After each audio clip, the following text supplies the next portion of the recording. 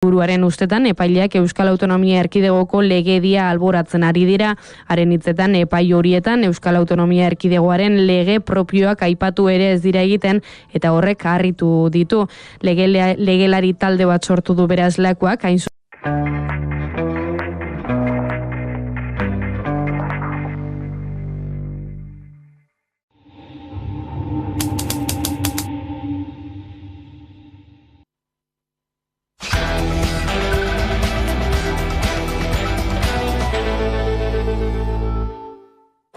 Apirilaren 12 honetan Artzain eguna ospatzen ari dira. Ordizian egun handia bertakoentzat, baina baita Euskal Herritarrentzat ere, izan ere ardiak, gazta eta artzainak erdigunean jarriz egun handia ospatzen ari dira. Garagartza plazan ardiak erakusten ari dira, bertan edozein herritarrek ikusi aldituzte inguruko ardiak, baina hemen azoka plazan asteazken oroko ohiko azoka egiten ari dira. Hori bai, inguruko Goierriko artisautza postuak ere ikusi ahal izan ditugu eta bertan dira talogiak edota dultzainero eta txistulariak ere Ordiziko kaleak girotuz. Goizaldean 11 aldera Aralar eta Aizkorri Urbian larratzen duten ardiek kasko historikoa igaro dute eta espektakulu handia izan dugu bertan eta ondoren ile mozketa ere egin diete ardiei. Baina esan bezala, egun handia eta jende asko hurbildu da ona.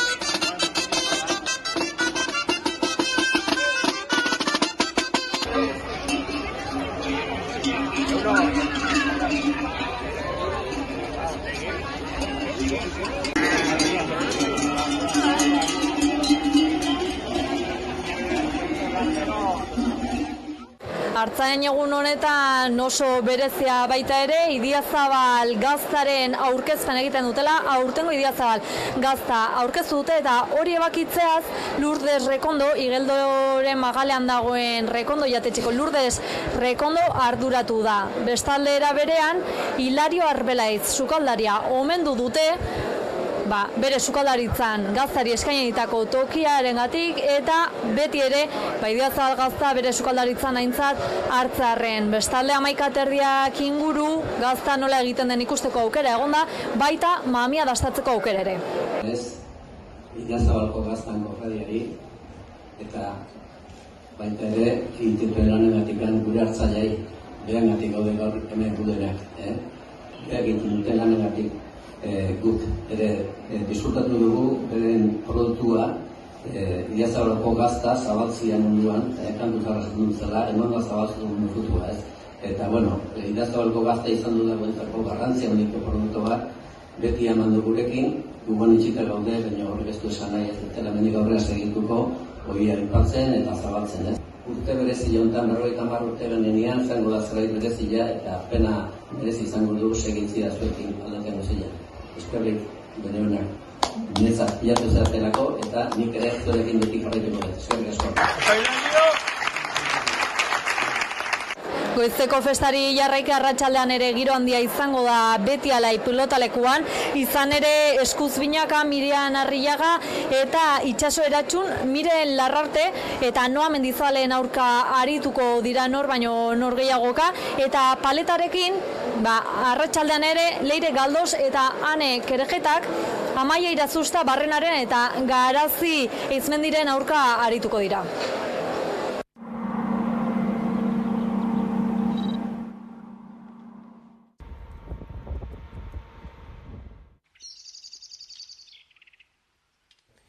que se podría imaginar que España, con sus plantas de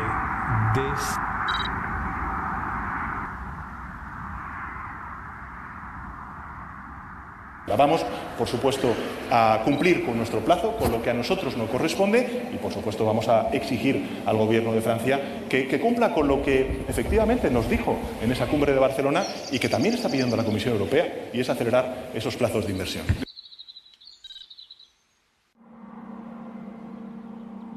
Gure herriak, gure ekonomiak eta gure gizarteak hori ezin du onartu. 2052 oso urruti dago.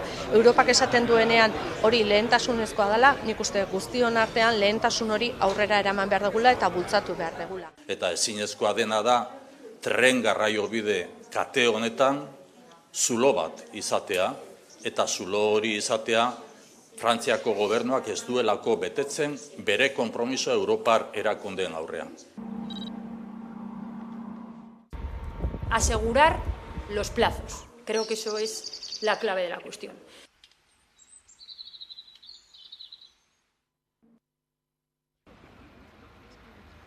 Eusko Jaurlaritzak, Arabako Foru Aldundiak eta Gasteizko Udalak 25 milioi euroko inbertzioa egin dute Salburu auzoko tranbia martxan jartzeko. Obrak duela 3 urte hasi ziren. 2023ko urtarrilean lehenengo probak hasi ziren eta apirilaren 11an martxan jarri da.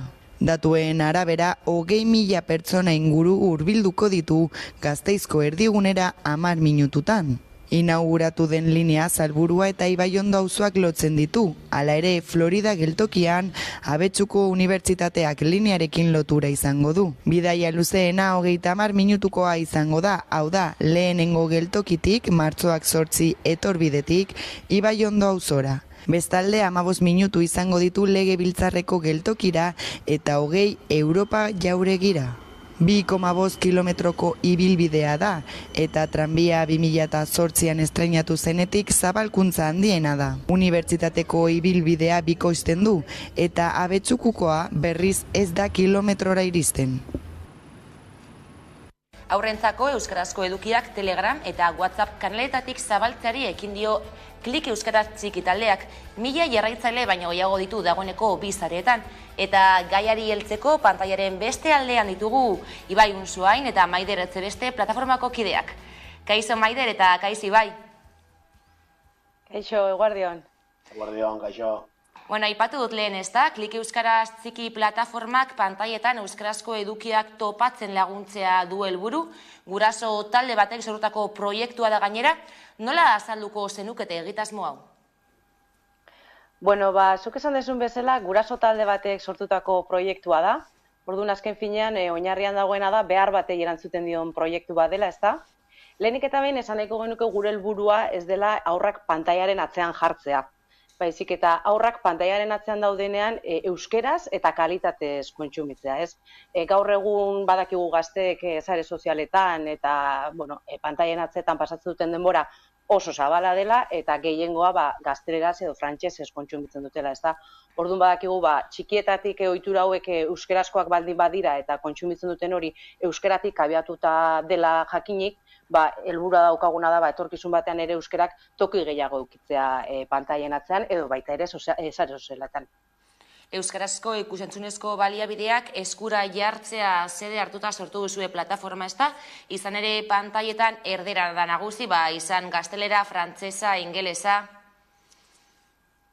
Bai, azkenean gu pixkat arduratuta ginen sare sozial hauetan egiten den kontsumarekin. Eta kontsumarekin baino, batez ere, euskararekin ikusten genuen erabilera, euskarazko baliabideen erabilera eskasarekin. Eta horiek egin nahian, sortu dugu egitasmoa. 3 eta 6 urte bitarteko txikiak dituzten familiek modu erraz batean jasotzeko helburu du proiektuak, eta norengana iritzi nahi duzue zuek proiektu honekin? Bueno, gure helburua da ahalik eta famili eta ahalik eta etxe gehienetara iristea, eta gure proiektu Euskal Herri osoan zabaltzea eta aldela mundu osoan ere zabaltzea. Ez da proiektu bat oinarrian hizkuntza euskara zabaltzea duena eta aldi berean ere kalitatea daukana atzean, ez? zabaltze horri ekiteko ere, gure beste helburuetako bat ikastetxeetara iristea da, azken finean ikastetxeen bidez badakigulako horrelako proiektuak saretzea askoz ere erresagoa dela, eta dagoeneko kontaktuan jarria gara Gipuzkoako hainbat ikastetxeekin, eta beraien bidez familietara zirkular edo ekintza ezberdinak bidaltzen ditugu, hauek gonbidatzeko gure kanaletan sartzera, eta hurrengo erronkak Nafarroa, eta Euskal Herri osotik zabaltzea da, eta alik eta toki gehienetara iristea. Aipatu duzu ezta, Euskal Herri osora zabaltzea, mundu osora zabaltzea, eta hori erata, 3 hizkuntzetan aritzen zarete, bai euskaraz, gazteleraz eta frantsesez, ezta? Bai, hori da, naiz eta edukiak euskeraz izan, bai gure kanaletan zabaltzen ditugun mezuak, Euskal Herrian dauden 3 hizkuntza nagusietan bideratzen ditugu, bai euskeraz, frantsesez eta gaztelaniaz. Aipatu dugu Telegram eta WhatsApp erabiltzen dituzuela, baina nola topa daitezke zuen talde horiek? Telegramen oso modu errexean, lupan bertan klik euskaraz txiki jarrita, aurkituko gaituzue, eta behin aurkituta gure kanala zein den, batutzeari ematea hor oso garrantzitsua da, zorrela jakinarazpenak eta jasotzen dituzuelako, eta WhatsAppean ere beste pare bat kanal baditugu dagoeneko, eta hor gehitzeko, bilatzailean bertan klik euskaraz txiki.eus jarrita, agertuko gineke, eta behin klik eginda, barruan sartuko liake familia guztiak. Bai WhatsAppen eta bai Telegramen kanalak sortu dituzue, eta ez taldeak, eta horietan askotariko baliabideak igotzen dituzue, okertzen ez bali manaiz, ostiralero. Hala ere taldekideen feedbacka ere, eta jasotzea eta proposamenak ere eskertzen dituzu, ezta?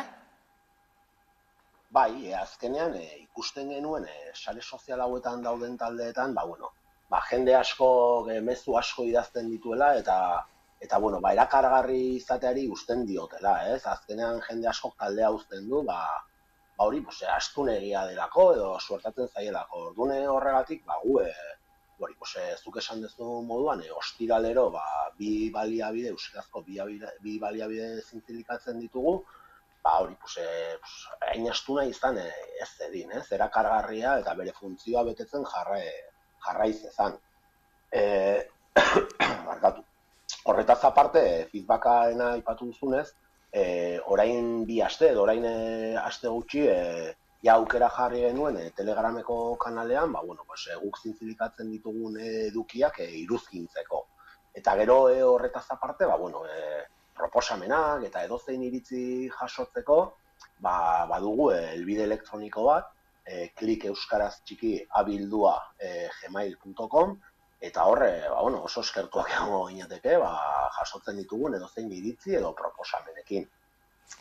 Gero ere, aipatu nahiko genuke, egitasmo hau aurrera emateko, badagola talde dinamizatzailea edo talde txiki bat, baina horretaz aparte, daudela beste azpitalde edo laguntzaile batzuk. Badago txitatze taldea, ez? Nun horre edukiak igotzen ditugu eta bertako partaidek baloratu egiten dituzte. Baditugu ere itzultzaileak, badago ere teknologia berriekin edo laguntza ematen digunik. Orduan, talde majoa sortu dugu eta guztien elkarlanean, bagoaz egitasmo txukuna aurrera ematen. Eta azkenik, aipatu nahi dugu ere, guk orain arte igo ditugun edo kanaletan jarri ditugun eduki gehienak, YouTubetik jaitsi ditugula, baina, hartu eman bat edo hasi nahi dugu, Euskal Herrian izan ditzakegun sortzaileekin, eta beraien lanak edo, gure kanaletan edo, zintzilikatzeko aukera ere eskaini.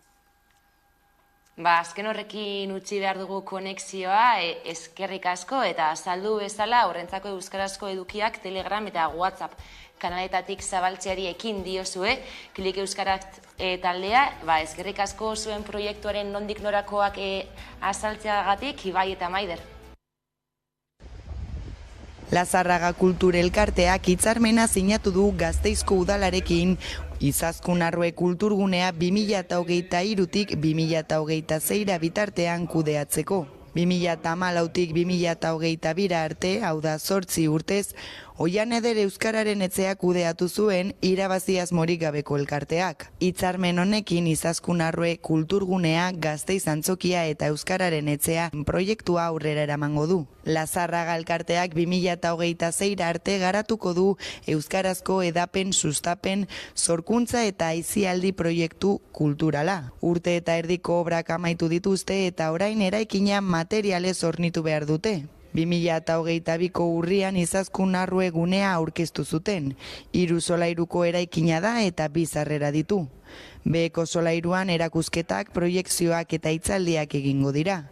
Lehen solairuan askotariko ikuskizunak, kontzertuak edota antzerkiak antolatuko dituzte. Bigarrenean berriz balkoi gisa erabiliko da Gasteizko antzokiaren areto nagusian egiten diren ikuskizunetan. Eta azkenik hirugarrenean kristalarekin estalitako bilera aretoak, lantegia eta instalazio gela daude. Irekiera datari dagokionez, laster jakinaraziko dutela iragarri dute, baita diseinatutako programa ere. Eusko Jaurlaritzak laster ezagutaraziko du Araba, Bizkaia eta Gipuzkoako hezkuntza legeren aurreproiektua. Irailean aurkeztu zuen lakuak lege zirriborroa eta gutxi barru proposamena aurkeztuko du Eusko Legebiltzarrean. Bada hezkuntza plazara izeneko elkarteak aukera baliatu nahi du komunitate osoaren adostasuna lortu eta urnago joateko. Eta gaiari heltzeko pantailaren beste aldean dugu Idoia Fernandez, hezkuntza plazara elkarteko kidea. Kaixo Idoia. Bueno, aipatu dut, ezta? Jaurlaritzak laster aurkeztuko du hezkuntza legeren aurreproiektua eta zuek zer espero duzue? Bueno, izan ere garai batean lehenago parlamentuan lortu zen akordio bat, 190ko babesarekin, eta iraian egin zuten akordio horretan suposatzen jartzen zunaren lege zirriborro bat. Lege zirriborro horretan komentatu gendun, alde handiak zeudela heldutako akordioarekiko. Oraingoan espero dugu eta zirriborro aurkeztu ondoren elkarte desberdinek eta eragile desberdinek aurkeztutako ekarpenekin, gertuago egotea hasieran jende gehien babestu zuen puntu sorta horretan, horri gehiago heltzea eta ez zirriborroan agertzen zana. Orduan, supostatzen da oraingo proposamena hartuko dituela kontuan, hasiera batean adostasun gehien biltzen zituen puntu sorta. Hori da guk espero duguna. Gehiago gerturatzea hasierako proposamenari eta irailean aurkeztutako zirriborroarekin zerikusi gutxiago izatea. Izan ere bertan, aipatzen ziren puntu nagusiekin, edo adostu ziren puntu nagusiekiko distantzia bat markatu zen, eta gure ustez hori akats handia da. Adibide bezala jarri dezakegu herri mailatan planteatzen zen herri mailako egitura bat sortzea, nun matrikulazioa bideratuko litzakeen, nun bertako kurrikuluma garatuko litzateken, eta lege zirriborroan ez da horrelakorik ageri. Eta gure ustez puntu garrantzitsua izango litzateke, adibide moduan. Aipatu duzu dulagitzi ezta, Legebiltzarreko 180 ordezkatzen duten politikariak ados jarri direla eta oinarria adostu dutela. Beraz, duela urtebetea aipatzen zen aukerak hor jarraitzen du oraindik? Bai, guk kritika egin genion bere garaian zirriborroa berari. Zuk aipatu duzun akordio hori, 190, ez dakit konturatzen gehan zelako garrantzia daukan hori, horrek edozein kasutan, holako babesa daukan adostasun bat lortzea, zaila izaten dalako. Orduan guk hori positiboki baloratu gendun, izan ere, balizko lege horren oinarriak jartzen zituelako eta fundamentu handiarekin. Beste kontu bada, gero zirriborroa irakurri dugunean, irailean aurkeztutako zirriborroa irakurri dugunean, distantziak oso handiak zirela.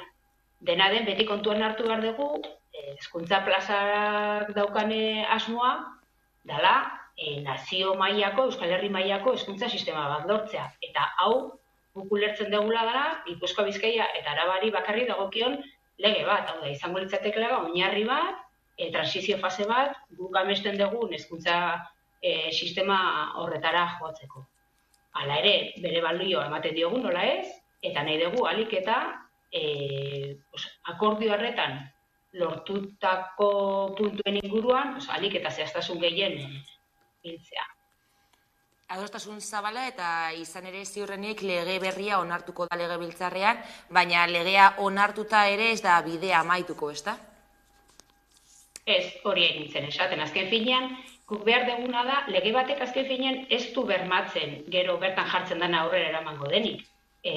Froga daukagu gaur egun Gipuzkoa Bizkaia eta Araban indarrean daukagu legean. 30 urte igora daramazki indarrean, hor jartzen da euskaldunduko direla ikasleak, hor jartzen du hainbat gauza, baina gero errealitatean badakigu ez dela betetzen.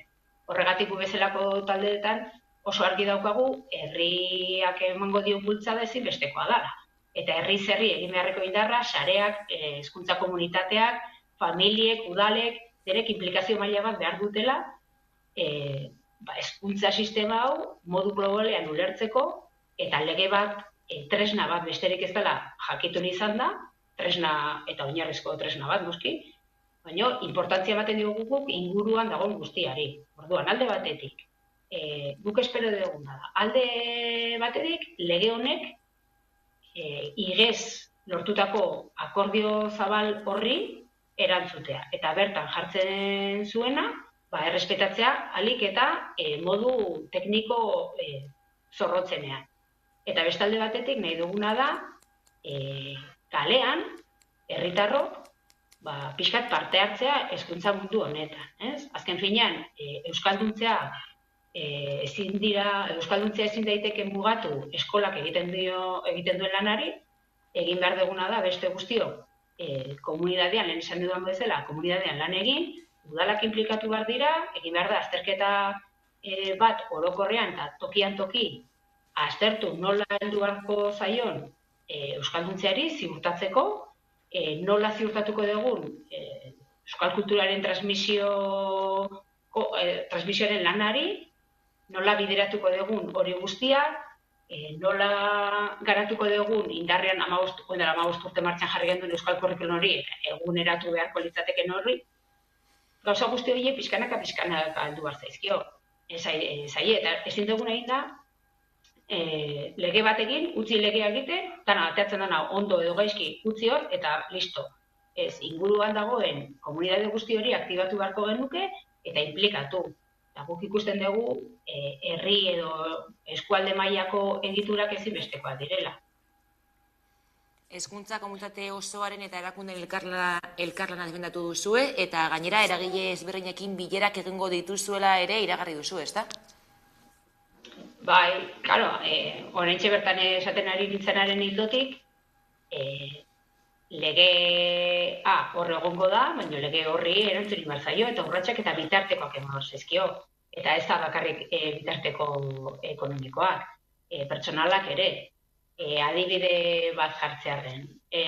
Euskalduntzea. Legeak esango du, hezkuntza lege honek bermatzen duela euskalduntzea. Baina, esperientziaz badakigu, leku batzutan, Gipuzkoa Bizkaian Araban, ez dela hori betetzen. Horrek suposatuko du baliabide berria jarri behar izatea, tokian toki, aztertu euskararen egoera zonalde zehaz batean, berdin dit, Santurtzi inguruan, nola dagoen euskararen egoera. Ze bilakaera soziokultural daramaten.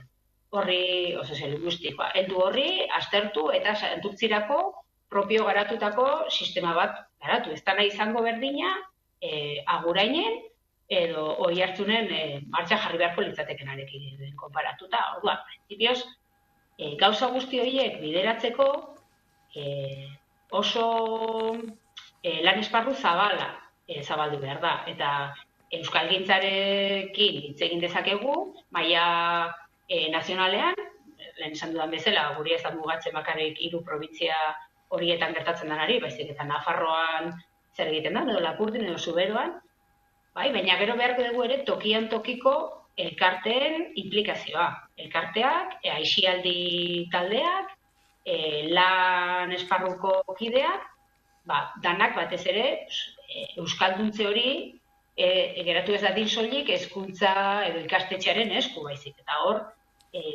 modu orokor batean, heltzeko modu bat egon behar dalako. Eta berdin gertatzen da, kulturaren transmisioarekin, sortzaileekin edo kurrikularen garapenarekin. Adibidez, ez? Desberdina da, gai batzuk izango dira orokorra, baina beste batzuk bai izango dira tokikoa. Orduan adibidez, sortzaile kolaboratzen dugu beste talde askorekin, baina sortzaileen taldeak izan daitezkenak, edo sindikatuak izan daitezkenak, printzipioz, gure helburua beti da, ahalik eta jende gehien inplikatzea kontu honetan, ez? Hezkuntza zerbitzu hau ondo garatu dadin, eta errepikatzen dut guretzako ideia nagusia dana, ez da bakarrik lege baten kontua. Azken batean horrekin gaituko gara, ez da bakarrik hezkuntza legearen aurreproiektua legebiltzarrean onartzea, baizik eta prozesu bat da, eta jarraitzen duela, bere bidea jarraituko duela egiten, eta eskerrik asko Idoia Fernandez, hezkuntza plazara elkarteko kidea gurekin izateagatik, eta hurrengora arte. Eskerrik asko zuei, eta hurrengora arte.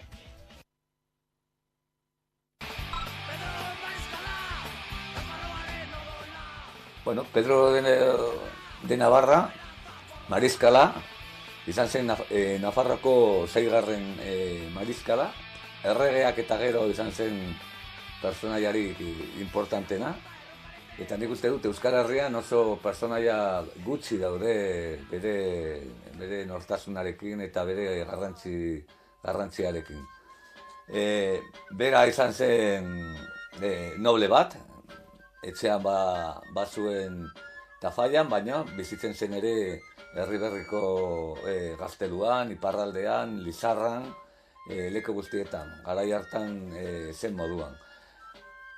Igual historian ezen agertuko, bakarrik noble bat bezala, baldin eta Nafarrako konkista gertatu ez bazen. Hasieran izan zen diplomatikoa.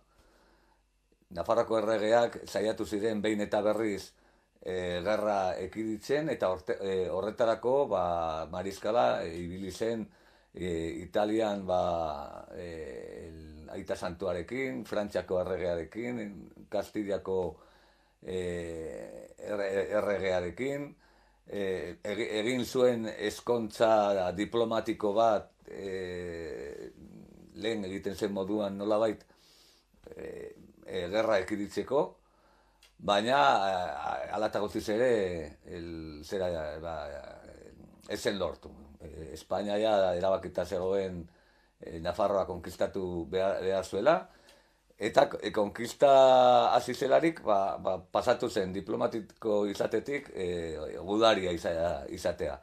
Eta jarri zen Nafarroako ejertzitoaren aurrean, bai 1511an, 1512an, erbestera joan behar izan zen, erbestera, Nafarroako iparraldera pasatu zen, eta 1516an berriro bueltatu zen, eta atxilota egin zuten, Izaban. Eta eraman zuten Atienza kartzelara lehenik, eta gero Simancasera. Handik, preso egonik, jarraitu zuen bere harreman guztiak mantentzen, bere semeak bultzatzen behin eta berriro altzatzeko, eta bera bazekien irtenbiderik ez zuela, zeren preso egonik bera ikusi zuen nola bere kartzelan akatu egin zuten Kastiliako komuneroak, Maldonado bera ikusi zuen kartzelan nola hil egin zuten. Bera, hain importantea zen, zeren Espainiako erregea saiatu zen, behin eta berriro bere atxikimendua eta bere juramentoa ematea Espainiako erregaren alde. Eta hor da, niretzat, personai horren importantzia agertzen den momentua, unea. Eta da, nola, pertsona bat,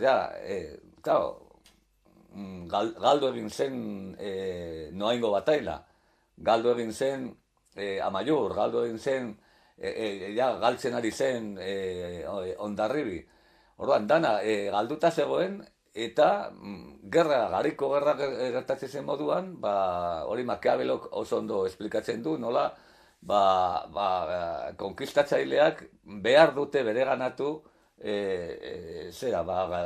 egoiko personaiak eta bere zerbitzura jarri. Hori da konkistaren, esan ezagun, konkistaren punturik garrantzitsuena. Behin ematen da, konkista militarra, eta gero lortu behar da, bertako burgesien edo jende altzuen onespena. Eta hor da, momentu horretan agertzen da erraldoi bat, eta da Pedro de Navarra, esan ez, arrazoi simple batekin. Beraia, zin egin zuen Nafarroaren alde, bere erregeren alde, Nafarroko erregean ordurako hila ziren, orduan bere juramentuz libre zegoen, baina ala eta guztiz ere berazaten zuen bere aberria Nafarroa zela, eta ezin zuela beste bati bere juramentu eman, baldin bestea bete gabe utziz.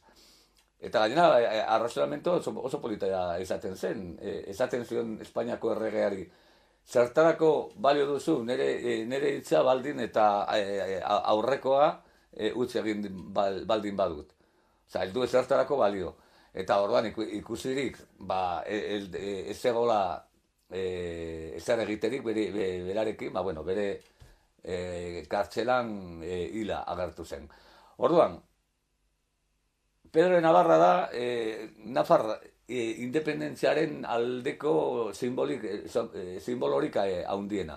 Hori alde batetik, baina gero, politiko bezala eta pertsona bezala eta gizona bezala, harritzekoa da, nola goi mailako pertsona bat gauza da, dana ustea, zeren hitza ematen zuten dena bueltatzen zuten. Bera jarraitu ahal zuen, Nafarroko mariskala izaten, bere jauregien jabe izan, eta denei uko egin zion, bere hitzari, hitza mantentzeko, eta hori da bere handitasuna. Orduan, ze balioa du gaur egun? Bueno, olako balore moralak oso gutxi ikusten dira. Ikusten badugu gure klase politikoa, nola funtzionatzen zuten, eta zenbat jende gauza izango zen bizitza ematea ideala baten alde. Hori alde batetik. Gero da, Nafarroko independentziaren ikurra bat. Biztan da oso personaia dira herriak behar duten personaiak, ez? Suizakoak badute Guillermo Tell, Europa osoan badago alako liderrak, eta lidergo horien inguruan montatzen dira gero nazioak eta estatu berriak. Herriak behar dute alako erreferentziak inguruan ideala bat sortarazteko. Eta kasu honetan guk Tafallan pentsatu genuen ohore bat zen guretzat herrikoa izan, eta sekulako monumentua egin diogu, elkarlanean dirua bildurik eta oso harro gaude. Eta urrengo belaunaldiretarako betirako izango dute hor erreferente bat, erreferente politiko bat, erreferente nafartar eta euskaldun bat, eta erreferente moral bat.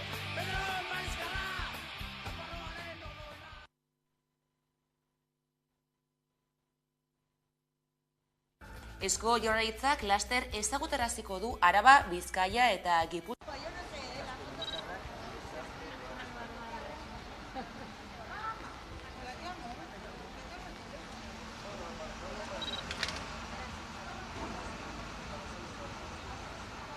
15. bizikleta martxa antolatzeko, hau da, gastu militar eta industria militarra eskatzen zibila pasatzera. Hemen daukagu adibide on bat, izan zen Gorbea, bere garaian industrial bazan, hor egiten ziren pistolak eta hainbat arma, eta gaur egun egiten dira bizikleta. Armen fabrika, Euskal Autonomia Erkidegoan, estatu maila dago 3. postua. Hauek fakturatzen dituzte 650 milioi euro. Horietatik, 150 milioi euro benefizioak dire, irabeste. Eta kontuan hartu behar dugu, hauek jasotzen dutela, diru publikoetatik gure zerga ordainduta 1 milioi euro. Gerrak sortzen direnean, beti izan da kriston gastu militarren bultzakada lehenago. Eta hemen zer egiten ari gara. Kontuz, ibili, zer egiten ari gara. Gabiz inmersio bat egiten, gerrarako.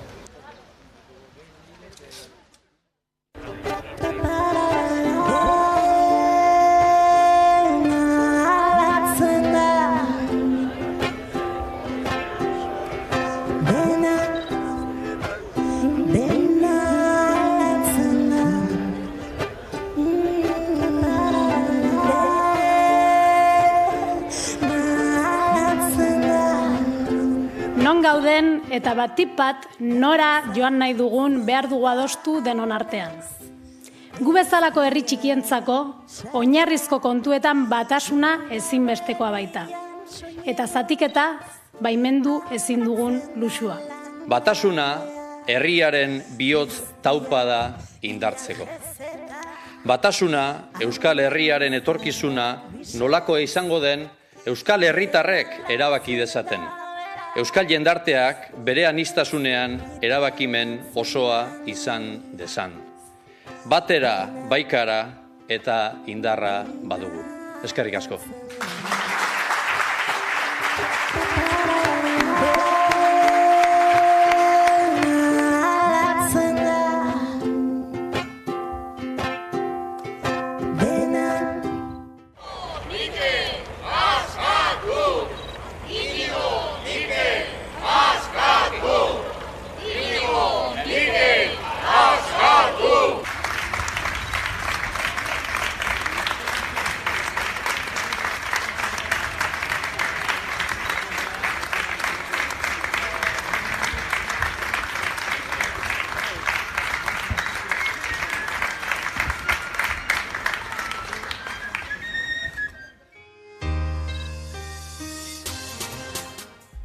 Herri mugimendu erakunde desberdinetan parte hartu.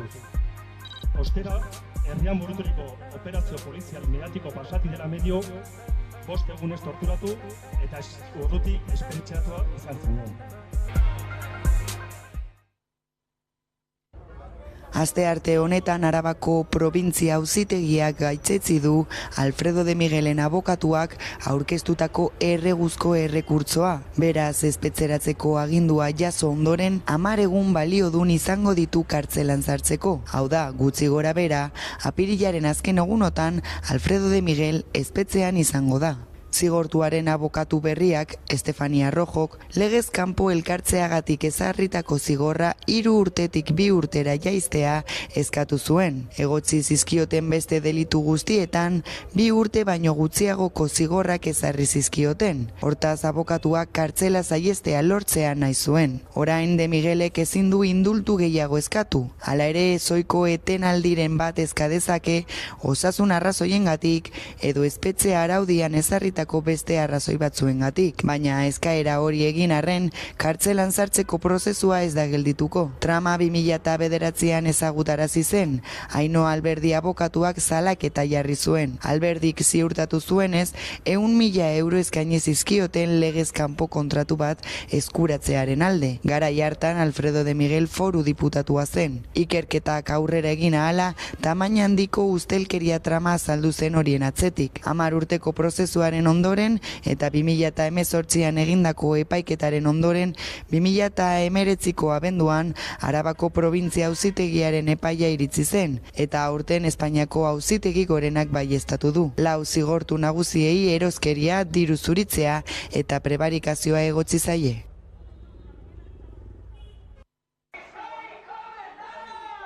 Araba, Bizkaia eta Gipuzkoan ia 250 greba egin ziren iaz. 100.000 langile baino gehiagok greba egin zuten 2022an eta 2021ko datuekin alderatuta kopurua 7 aldiz handitu da.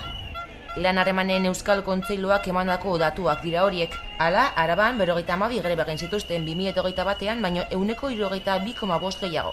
Eta lan usteen parte hartzea 514 handitu da. Bizkaia da greba gehien deitu zuten lurraldea. 176 egin ziren, iaz baino 8,5 gehiago. Eta grebarekin bat egin zuten beharginen kopurua 683 handitu da. Azkenik, Gipuzkoan 124 lan uste egin ziren. Eta horietan 9.616 langilek parte hartu zuten. Aurreko urterekin alderatuta, kopuru hori 417 handitu da. Datu horiek ikusita, Komisio Soberasek azaldu duenez, mobilizazioak areagotu dira, gatazkak handiak izan direlako. Esaterako, Arabako eta Bizkaiko metalgintzako gatazkak, edota Bizkaiko etxezetzeko laguntza zerbitzua. Edo nolare, greben gogortzea 2021ko urte amaieran aurreikusi zuen sindikatuak, inflazioaren igoera eta lan hitzarmenen negoziazio mailak irekita baitzeuden. Ildo horretan, presioak igotzeak eta patronalen blokeoak gatazkak areagotu zituela uste du Komisio Soberasek. Hala, 2023ari dagokionez sindikatuak ohartarazi du inflazioak bera egiten badu eta 2022an gerratu bezala akordioak ixten badira, egoera asko lasaituko dela. Hala ere ikusteke dago zein bide hartzen duten lan hitzarmenen negoziazioek, Gipuzkoako metalgintzaren akasu.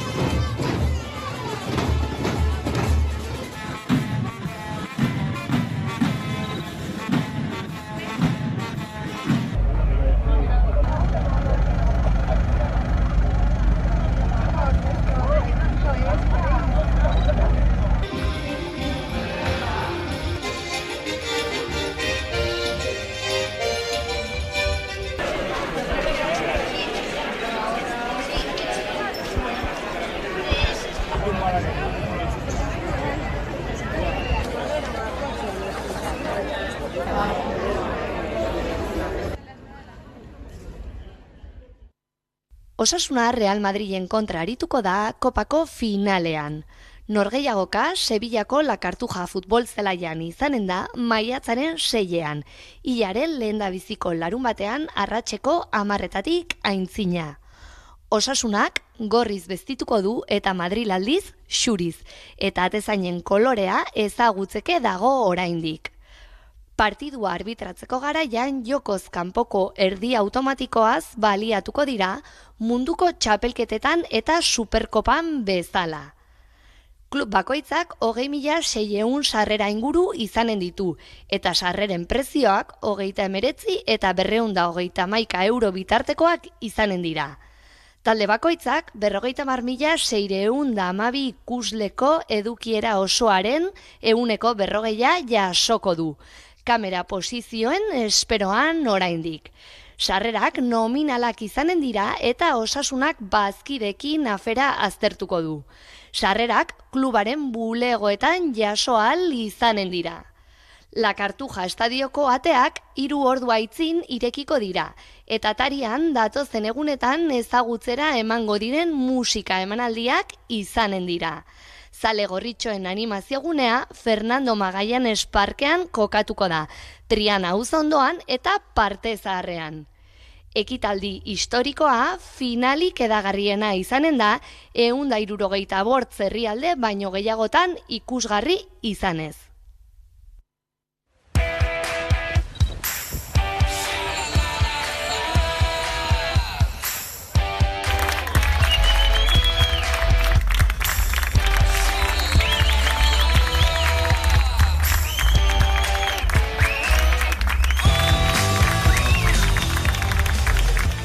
Munduko pilota batzarrari eta Euskal Pilota Federazioei eskatzen diegu jarrai dezatela egoera honi irtenbide bat aurkitzeko lanean eta har ditzatela helburuak lortzeko bidean behar diren erabakiak.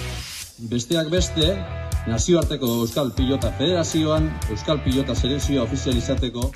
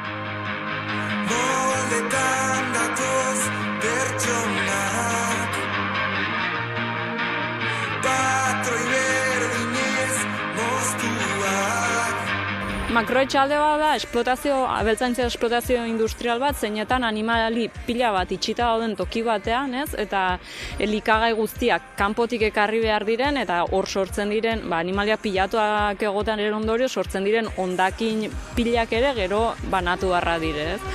eredua hitz industrializatua da, bereziki interesatzen zaiona da etekin ekonomikoa ahalik eta handiena ateratzea, eta honek sekulako inpaktuak ditu, ez? Eta horregatik gaude holako ereduaren kontra.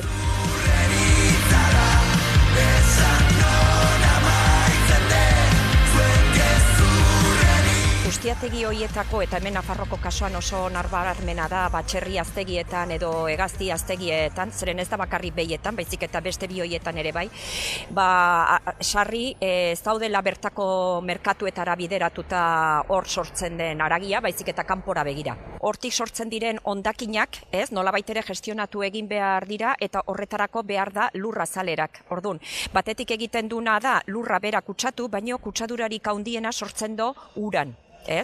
Konzentrazio maila handietan iristen delako uretara, bai azalekoetara, zein lurpekoetara.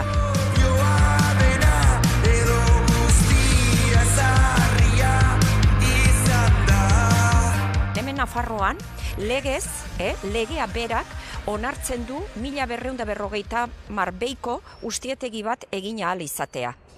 Inkluso hori, muga hori rekurritua izan zen Eskaparrosokoen aldetik, gaur egun hori edatu egin daiteke.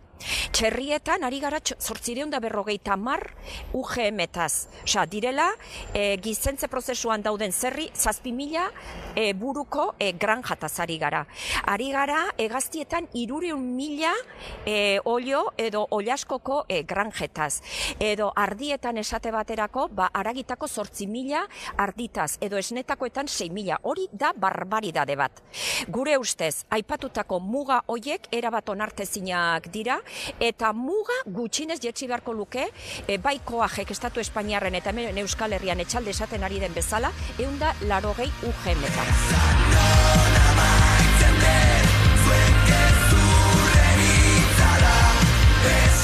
Arauak denentzat berdinak dira, ustiategi handia izan edo txikia, eta hori haunitzetan ere estualdi bada txikientzako, zaila izaten delako haunitzetan handientzat errexago betetzea diren baldintza, txikientzat haunitzetan haitzez zailago izaten da, baina egia da orain azken aldian ateitzen ari diren arauak, batez ere begiratzen ari direna dela goiko mugabai hartzea, ikusirik zenbat kaldete sortzen dituzten olako makroetxalde handiak, adibidez orain berriki Espainiar Estatuak atera du behien etxalde tamaina muga maksimoa jartzen diela, 850 zindalarriko unitate.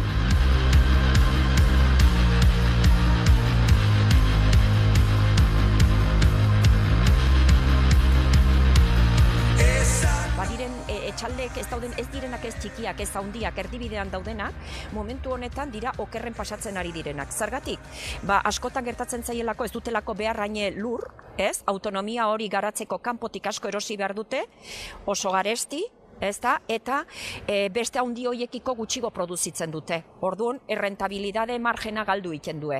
Horregatik guk esaten dugu, beste eredu bat landu behar dela, eta eredu horren lanketan lotua dago etxalden bideragarritasuna lurrari, daukazun lur kopuruari. Autonomia hori lantzeko. Zeren hor dago, ekoizpen txikien edo etxalde txikien bizi iraupena.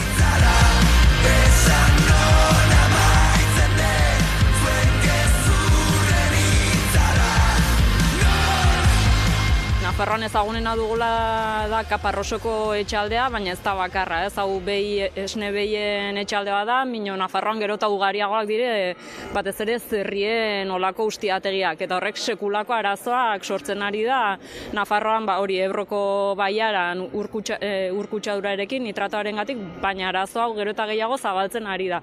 Hor gaude, Nafarroako makroetxaldeen kontrako plataforman, hainbat tokietan urranalisiak egiten, eta ikusi dugu, Ebroko ibarretik kanpo ere bai, hainbat tokitan urkutsadura mailak nahiko larriak direla, eta uste dugu lehen baino lehen hasi behar dela Nafarroan dugun abeltzaintza ereduari buelta ematen ingurumena babestu ahal izateko.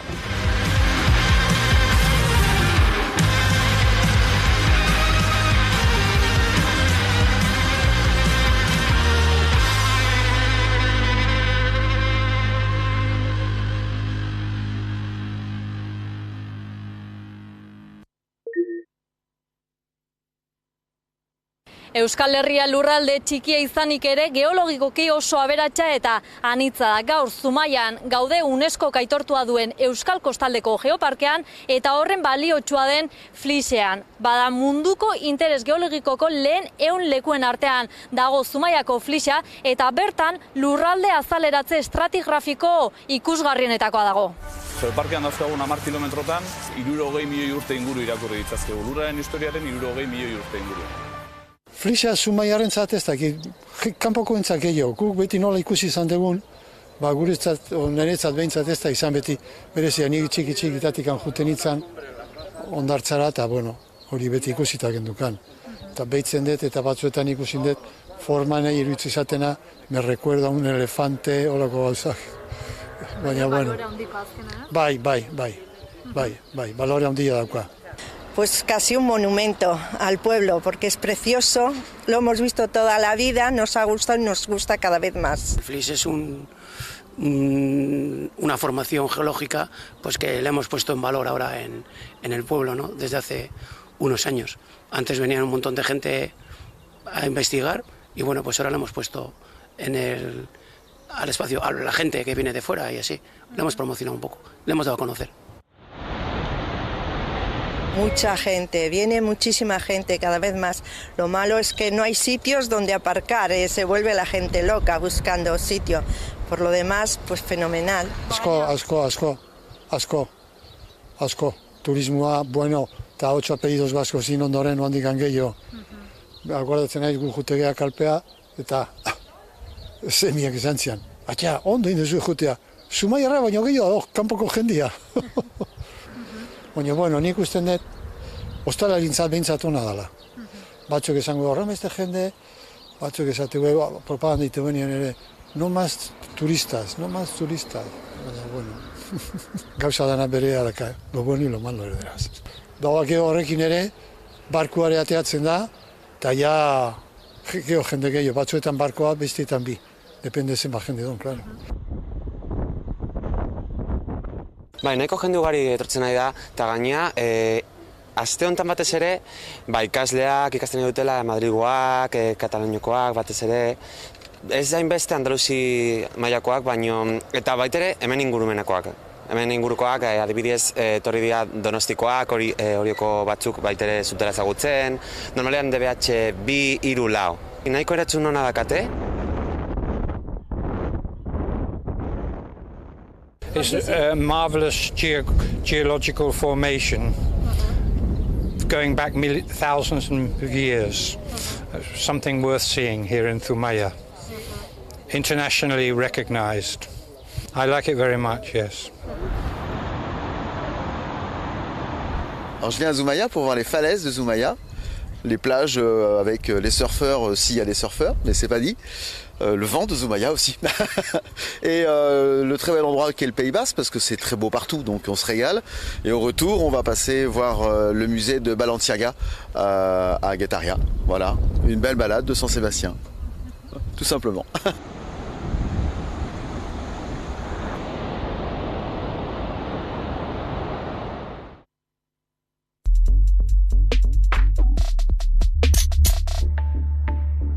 Josu Martinaiz, musikaria, Barañengoa, hemen Barañengo lanaben gaude, hau da gure estudioa, Katangada taldearen egoitza. Gaur hemen agoni, Zariz, nire laguna, taldekidea, Kolonbian dagoelako, bera kolonbiarra baita. Duela 4 urte etorri zen Zariz ona, eta geroztik Katangada taldea sortu genuen.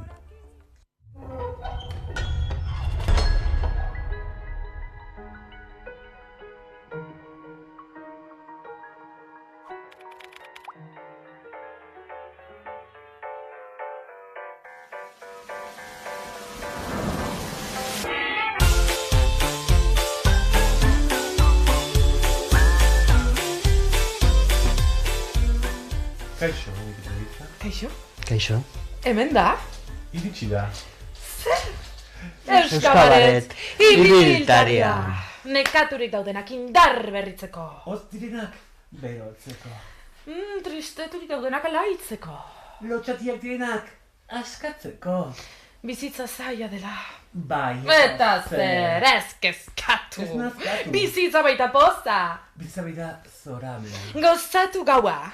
Gozatu. Euskabaretaz.